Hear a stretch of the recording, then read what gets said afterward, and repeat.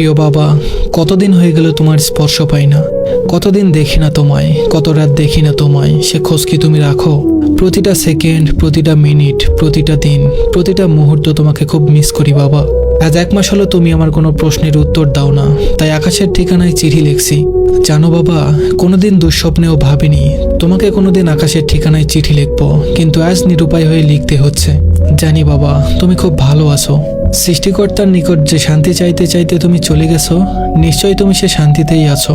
তাই তুমি একটাবার স্বপ্নেও দেখা দাও না, আর আমার শত শত প্রশ্নের কোনো উত্তর দাও না। কিন্তু বাবা, আমি যে ভালো নেই, তোমাকে ছাড়া খুব কষ্টে আছি বাবা। অন্য আর 5 জন ছেলে মেয়েদের মতো তোমার মেয়ে হয়ে আমি কখনো বলবো না বাবা তুমি থাকতে বুঝিনি তুমি কি ছিলে জীবনে, বাবা নামক বটবৃক্ষ কি হয়। তুমি থাকতেই আমি বুঝেছিলাম বাবা নামক বটবৃক্ষের ছায়া কেমন হয়, বাবা শব্দের গভীরতা কতটুকু। পৃথিবীতে সবচেয়ে অমূল্য সম্পদের নাম বাবা, তাই আমি আমার কর্তব্য পালনের চেষ্টা করছি মাত্র। কতটুকু পেরেছি তা তুমি ভালো জানো, সেটা আমার জানার দরকার নেই।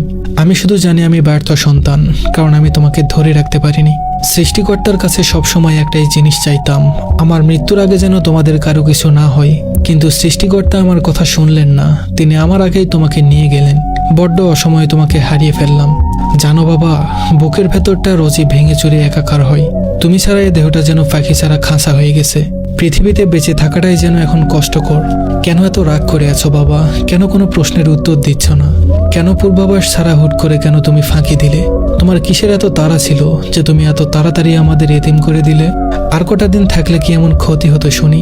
জানো বাবা, পুরো বাড়ি জুড়ে তোমার সব পোশাক, নানান জিনিসপত্র, ঔষধের বক্সটাও আজ সেই স্থানেই আছে, শুধু তুমি নেই বাবা, শুধু তুমি নেই।